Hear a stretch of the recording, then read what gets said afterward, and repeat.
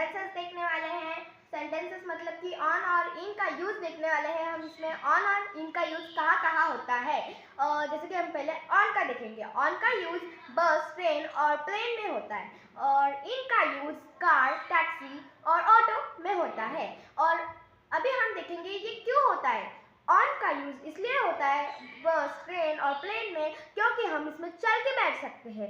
बस, ट्रेन और प्लेन में हम चल के बैठ सकते हैं। और इनका यूज़ इसलिए होता है जैसे कि हम कार, टैक्सी, ऑटो, इसमें हम डायरेक्ट जाके बैठ सकते हैं, इसलिए इसमें यूज़ इनका होता है। अभी कुछ एग्जाम्पल भी देख लेते हैं।